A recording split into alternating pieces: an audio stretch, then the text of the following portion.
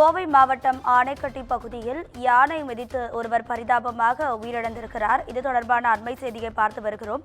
பெருமாள்முடி வனப்பகுதியில் யானை மிதித்து ஒருவர் பரிதாபமாக உயிரிழந்துள்ளார். இது தொடர்பான கூடுதல் தகவல்களை நமது செய்தியாளர் ஞானசேகரன் வழங்கிட கேட்கலாம். ஞானசேகரன், வணக்கம். உங்க விரிவான தகவல். வணக்கம் ராதிகா. கோவை தொண்டாமுத்தூர் அட்டுக்கல் பழங்குடி கிராமத்தைச் சேர்ந்த மருதாச்சலம், முருகன், சதீஷ் மற்றும் ராஜா என்ற சகாயம் ஆகிய 4 பேரும் மேற்கு தொடர்ச்சி மலையில் பெருமாள்முடி கோவிலுக்கு சாமி கும்பிட சென்றனர். பின்னர் திரும்பி வரும் வழியில் ஊருக்குள் விற்பனை செய்ய சீமாறு புல் சேகரித்துள்ளனர். அப்பொழுது அங்க வந்த ஒற்றை காட்டு யானை துரத்திய போது அதில் 3 பேர் தப்பி ஓடிய நிலையில் மருதாச்சலம் மட்டும் வீடு திரும்பவில்லை. இது குறித்து வனத்துறையினருக்கு தகவல் தெரிவித்தனர். இந்நிலையில் இன்று காலை அங்கு சென்ற வனத்துறையினர் தேடிய போது வேட்டைக்காரன் கோவில் அருகே மருதாச்சலம் முகம் சிதைந்த நிலையில் உடல் இருந்ததை கண்டுபிடித்தனர்.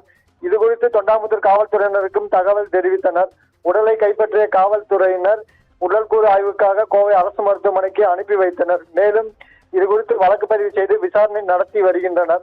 யானை தாக்கி பழங்குடியின கிராமத்தைச் சேர்ந்த ஒருவர் பலியான சம்பவம் அப்பகுதி மக்களிடையே சோகத்தை ஏற்படுத்தியுள்ளது. ராதிகா, உங்க தகவல்களுக்கு நன்றி ஞானசேகரன்.